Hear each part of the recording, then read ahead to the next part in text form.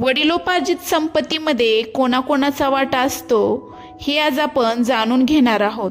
वडिलोपार्जित संपत्ती म्हणजे काय? संपत्ती दोन प्रकारची असते, एक म्हणजे तुम्ही कमवलेली आणि दुसरी वडिलोपार्जित। कोणत्याही पुरुषाला आपल्या वडिलांकडून, आजोबांकडून किंवा पणजोबांकडून जी संपत्ती प्राप्त होते त्याला वडिलोपार्जित संपत्ती म्हणतात।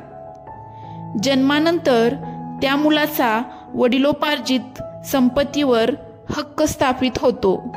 वडिलोपार्जित संपत्तीमध्ये कुणाकुणाचा वाटा असतो? वडिलोपार्जित संपत्तीवर पत्नी आणि मुलांचा बरोबरीचा वाटा असतो।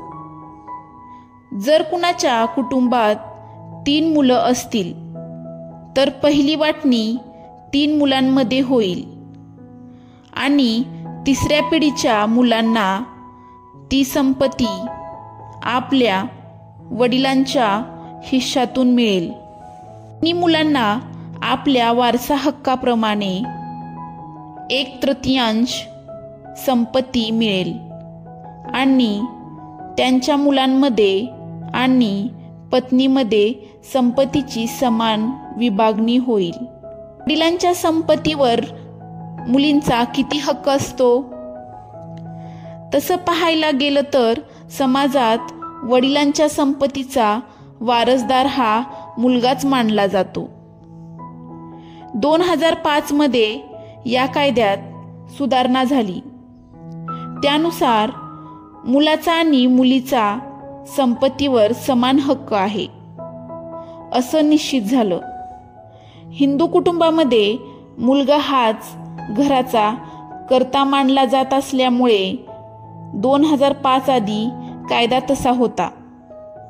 जर वडिलोपार्जित संपत्तीची वाटणी 20 डिसेंबर 2004 पूर्वी झाली असेल तर त्यावर मुलीचा हक्क नाही, कारण या प्रकरणात संपत्ती वाटपात जुने नियम लागू होतील। ही वाटणी रद्द करता येणार नाही। वडिलोपार्जित संपत्ती विकण्याचे काय नियम आहेत? वडिलोपार्जित संपत्ती विकण्याचे नियम कडक आहेत, कारण या संपत्तीमध्ये अनेक हिस्सेदार असतात, त्यामुळे विकताना अनेक अडचणी येतात। वाटणी झाली नसेल तर कुटुंबातील कोणतीही व्यक्ती ही स्वतःच्या मर्जीने विकू शकत नाही।